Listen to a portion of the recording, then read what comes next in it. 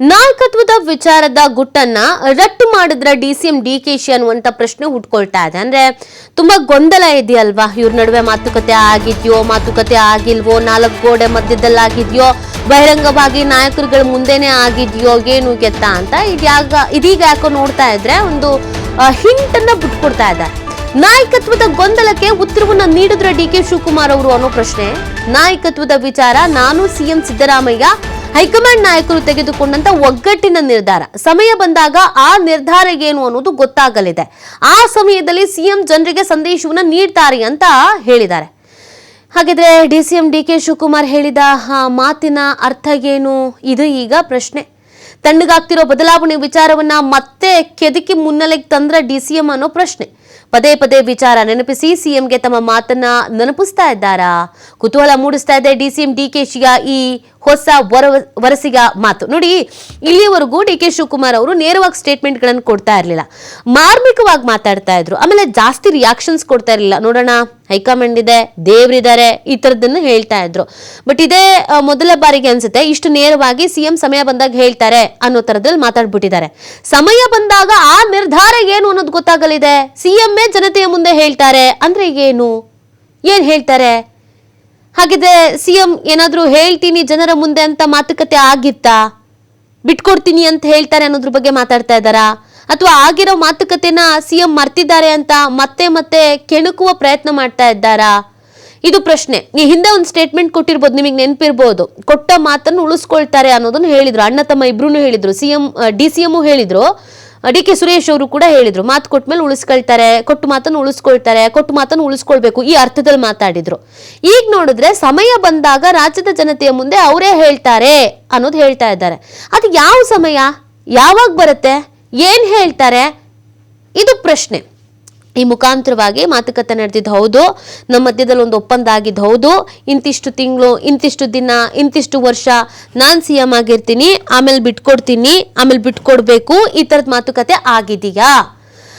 ಆದ್ರೆ ಅದನ್ನ ಈಗ ಮುಚ್ಚಿಡುವಂತ ಪ್ರಯತ್ನ ಏನಾದ್ರೂ ಆಗ್ತಾ ಇದೆಯಾ? ಒತ್ತಡದಲ್ಲಿ ಸಿಲುಕಿದಾರಾ? ಈ ಪ್ರಶ್ನೆಗಳು ಹುಟ್ಕೊಳ್ತಾ ಇದೆ ಈಗ. ಮಹಾದೇವಪ್ಪಂಗೆ ಉತ್ತರ ಕೊಡಕ್ಕೆ ನಾನು ತಯಾರಿಲ್ಲ, ಯಾರಿಗೂ ಉತ್ತರ ಕೊಡಕ್ ನಾನು ತಯಾರಿಲ್ಲ. ನಾನು ಹಿಂದೆ ಹೇಳಿದ್ದೀನಿ, ಇದು ನಮ್ಮ ನಾಯಕತ್ವದ ವಿಚಾರ. ಸಿದ್ದರಾಮಯ್ಯನವರು ಹೇಳಿದ್ದಾರೆ, ಖರ್ಗೆ ಸಾಹೇಬರು ಹೇಳಿದ್ದಾರೆ.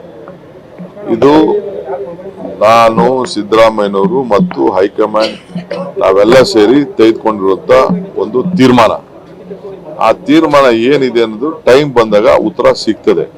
ಇದೇನು ಕದ್ದು ಮುಚ್ಕೊಂಡು ಇಬ್ರು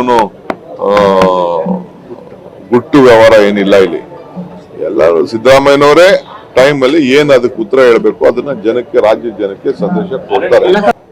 ಮಾಹಿತಿ ನೀಡ್ತಾರೆ ನಮ್ಮ ಪ್ರತಿನಿಧಿ ರಾಕೇಶ್. ಡಿಸಿಎಂ ಇಲ್ಲಿವರೆಗೂ ಮಾರ್ಮಿಕವಾಗಿ ಮಾತನಾಡ್ತಾ ಇದ್ರು, ಮೊದಲ ಬಾರಿ ಅಂತ ಕಾಣಿಸುತ್ತೆ. ಸಮಯ ಬಂದಾಗ ಸಿಎಂ ಮಾತಾಡ್ತಾರೆ, ಜನತೆಯ ಮುಂದೆ ಹೇಳ್ತಾರೆ ಅಂತಿದ್ದಾರೆ. ಈ ಮುಖಾಂತರವಾಗಿ ಏನು ಹಿಂಟ್ ಕೊಡ್ತಾ ಇದ್ದಾರೆ? ಈ ಮಾತಿನ ಮರ್ಮ ಏನು? ನೀತಿ ನಾಯಕತ್ವದ ಬದಲಾವಣೆ ವಿಚಾರದ ಸಂಬಂಧಪಟ್ಟ ಹಾಗೆ ರಾಜ್ಯದಲ್ಲಿ ಕಾಂಗ್ರೆಸ್ ಪಾಳೆಯದಲ್ಲೂ ಅದರಲ್ಲೂ ಇನ್ನೂ ಕೂಡ ಗೊಂದಲದ ವಾತಾವರಣ ಹಾಗೆ ಮುಂದುವರಿತಾ ಇದೆ. ಮುಖ್ಯಮಂತ್ರಿಗಳ ಬದಲಾವಣೆ ಅಥವಾ ನಾಯಕತ್ವದ ಬದಲಾವಣೆ ವಿಚಾರದಲ್ಲಿ ಪಕ್ಷದ ನಾಯಕರು ಪದೇ ಪದೇ ನೀಡುತ್ತಿರುವಂತಹ ಹೇಳಿಕೆಗಳು ಅವರಲ್ಲೇ ಗೊಂದಲವನ್ನು ಸೃಷ್ಟಿ ಮಾಡ್ತಾ ಇದೆ. ಒಂದು ಕಡೆ ಕಾಂಗ್ರೆಸ್ಸಿನ ಹಿರಿಯ ನಾಯಕರು ಹೇಳುವ ಪ್ರಕಾರ ನಾಯಕತ್ವದ ಬದಲಾವಣೆ ವಿಚಾರ ನಮ್ಮಗಳ ಗಮನಕ್ಕೆ ಬಂದಿಲ್ಲ ಅಂತ ನಿರ್ಧಾರ ಏನೇ ಬಂದ್ರೂ ಕೂಡ ಪಕ್ಷದ ಹೈಕಮಾಂಡ್ ನಾಯಕರು ಇದನ್ನು ನಿರ್ಧಾರ ಮಾಡ್ತಾರೆ, ಅವರೇ ಇದನ್ನು ನಿರ್ವಹಿಸಿ ಸಮಸ್ಯೆಯನ್ನು ಬಗೆಹರಿಸಿಕೊಳ್ತಾರೆ, ಹೀಗಾಗಿ ನಮಗೆ ಈ ಬಗ್ಗೆ ಗೊತ್ತಿಲ್ಲ ಅನ್ನುವಂತ ಮಾತನ್ನ ಹೇಳ್ತಿರ್ತಾರೆ. ಮತ್ತೊಂದು ಕಡೆ ಅದೇ ನಾಯಕರ ಇನ್ನೊಂದು ಬಳಗ ಹೇಳುವುದು, ನಾಯಕತ್ವದ ವಿಚಾರದಲ್ಲಿ ಗೊಂದಲ ಇನ್ನೂ ಹಾಗೆ ಉಳ್ಕೊಂಡಿದೆ, ಅದನ್ನ ಪರಿಹರಿಸಲೇಬೇಕು, ಹೈಕಮಾಂಡ್ ನಾಯಕರು ಮಧ್ಯಪ್ರವೇಶ ಮಾಡದ ಹೊರತು ಈ ಸಮಸ್ಯೆ ಬಗೆಹರಿಯಲ್ಲ, ಕಾರ್ಯಕರ್ತರನ್ನು ಒಗ್ಗೂಡಿಸಿ ಪಕ್ಷವನ್ನ ಮತ್ತೆ ಮುಂದೆ ತೆಗೆದುಕೊಂಡು ಹೋಗುವುದು ಕಷ್ಟ ಆಗುತ್ತೆ ಅನ್ನುವಂಥ. ಸೊ ಹೀಗೆ ಎರಡೂ ರೀತಿಯಾದಂತಹ ದ್ವಂದ್ವತೆಗಳಿರುವಂತಹ ಈ ಪಕ್ಷದ ನಿರ್ಧಾರದ ನಡುವೆ ಡಿಸಿಎಂ ಡಿಕೆ ಶಿವಕುಮಾರ್ ಅವರು ಕೊಟ್ಟಿರುವಂತಹ ನಿನ್ನೆಯ ಹೇಳಿಕೆ ಹಲವು ರೀತಿಯಾದಂತಹ ಚರ್ಚೆಯನ್ನ ಮತ್ತೊಮ್ಮೆ ಹುಟ್ಟುಹಾಕ್ತಾ ಇದೆ. ಒಂದು ಕಡೆ ಈ ರೀತಿಯ ಬದಲಾವಣೆಯ ಚರ್ಚೆಯ ಬಗ್ಗೆ ಹೈಕಮಾಂಡ್ ನಾಯಕರಿಗಷ್ಟೇ ಗೊತ್ತು ಅನ್ನುವಂತ ಮಾತನ್ನ ಈ ಹಿಂದೆ ಹೇಳಿದಂತಹ ಡಿಸಿಎಂ ಹಾಗೆ ಸಿಎಂ, ಈಗ ನಾವು 4 ಜನ ಅಂದ್ರೆ ಹೈಕಮಾಂಡ್ ನಾಯಕರು, ಸಿದ್ದರಾಮಯ್ಯ, ನಾನು ಮತ್ತು ರಾಹುಲ್ ಗಾಂಧಿ ಅವರು ಕೂತು ಈ ಬಗ್ಗೆ ಚರ್ಚೆಯನ್ನು ಮಾಡಿದ್ದೇವೆ. ಇದು ಸಮಯ ಬಂದಾಗ ನಿರ್ಧಾರ ಮಾಡುವಂತಹ ವಿಚಾರ ಆಗಿದೆ. ಜೊತೆಗೆ ಈ ವಿಚಾರವನ್ನ ಮುಖ್ಯಮಂತ್ರಿಗಳೇ ಸೂಕ್ತ ಸಂದರ್ಭದಲ್ಲಿ ಹೇಳ್ತಾರೆ ಅನ್ನುವಂತ ಮಾತನ್ನ ಹೇಳುವ ಮುಖಾಂತರ ಅಧಿಕಾರ ಹಸ್ತಾಂತರ ಅಥವಾ ನಾಯಕತ್ವದ ಬದಲಾವಣೆಯ ವಿಚಾರವನ್ನ ಈ ಹಿಂದೆಯೇ ಚರ್ಚೆ ಮಾಡಲಾಗಿತ್ತು.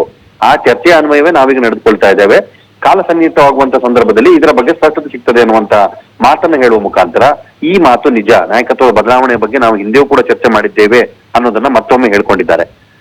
ಯತೀಂದ್ರ ಸಿದ್ದರಾಮಯ್ಯನವರು ಕಳೆದ ಕೆಲ ವಾರಗಳ ಹಿಂದಷ್ಟೇ ಒಂದು ಸ್ಟೇಟ್ಮೆಂಟ್ ಅನ್ನು ಕೊಟ್ಟಿದ್ರು. ಈ ರೀತಿ ಯಾವುದೇ ಚರ್ಚೆಗಳು ನಡೆದಿಲ್ಲ, ಪಕ್ಷದೊಳಗೆ ನಾಯಕತ್ವದ ಬದಲಾವಣೆ ಇಲ್ಲ, ಸಿದ್ದರಾಮಯ್ಯನವರೇ 5 ವರ್ಷಗಳ ಕಾಲ ಮುಖ್ಯಮಂತ್ರಿ ಆಗಿರ್ತಾರೆ ಅಂತ ಹೇಳಿ. ಕೇವಲ ವಿಧಾನ ಪರಿಷತ್ನ ಸದಸ್ಯರಾಗಿ ಅವರು ಈ ಮಾತನ್ನು ಹೇಳಿದ್ರೆ ಅದರ ಅರ್ಥ ಬೇರೆ ಆಗಿರ್ತಿತ್ತು. ಮುಖ್ಯಮಂತ್ರಿಯ ಮಗನಾಗಿ ಅವರು ಕೊಟ್ಟಂತ ಸ್ಟೇಟ್ಮೆಂಟ್ ರಾಜಕೀಯ ವಲಯದಲ್ಲೂ ಆಗ ಪಕ್ಷದೊಳಗೆ ಮತ್ತೊಮ್ಮೆ ಈ ವಿವಾದಿತ ವಿಚಾರವನ್ನ ಮುನ್ನೆಲೆಗೆ ತರುವ ಪ್ರಯತ್ನವನ್ನ ಮಾಡಿತ್ತು. ಒಂದು ಕಡೆ ಡಿಸಿಎಂ ಸಿದ್ದರಾಮಯ್ಯನವರ ಮೇಲೆ ಈ ಹೇಳಿಕೆ ವಿಚಾರದ ಜವಾಬ್ದಾರಿಯನ್ನು ಹೊರಿಸುವುದು, ಮತ್ತೊಂದು ಕಡೆ ಯತೀಂದ್ರ ಅವರು ಸಿದ್ದರಾಮಯ್ಯನವರ ಪರವಾಗಿ ಮಾತಾಡೋದನ್ನು ಗಮನಿಸ್ತಾ ಇದ್ರೆ ನಾಯಕತ್ವದ ವಿಚಾರದಲ್ಲಿ ಇದುವರೆಗೆ ತೆಗೆದುಕೊಂಡ ನೀತಿ ನಿಲುವು ನಿರ್ಧಾರಗಳು ಇನ್ನೂ ಕೂಡ ಅಂತಿಮಗೊಂಡಿಲ್ವಾ, ಅಥವಾ ಅಂತಿಮ ಆಗಿದ್ರು ಅದನ್ನ ಇಲ್ಲಿವರೆಗೆ ಎಳೆದುಕೊಂಡು ತೆಗೆದುಕೊಂಡು ಹೋಗ್ತಿರೋದಕ್ಕೆ ಕಾರಣ ಏನು? ಪಕ್ಷದ ನಾಯಕರು ಈ ವಿಚಾರವಾಗಿ ಇನ್ನೂ ಸ್ಪಷ್ಟತೆಯನ್ನು ತೆಗೆದುಕೊಂಡಿಲ್ವಾ, ಅಥವಾ ತೆಗೆದುಕೊಳ್ಳುವುದಕ್ಕೆ ಈ ರೀತಿ ಕಾಲವಿಳಂಬ ಮಾಡುತ್ತಿರೋದು ಯಾಕೆ ಅನ್ನುವಂತ ಹಲವು ರೀತಿಯ ಚರ್ಚೆಗಳು ಕಾಣ್ತಾ ಇದೆ.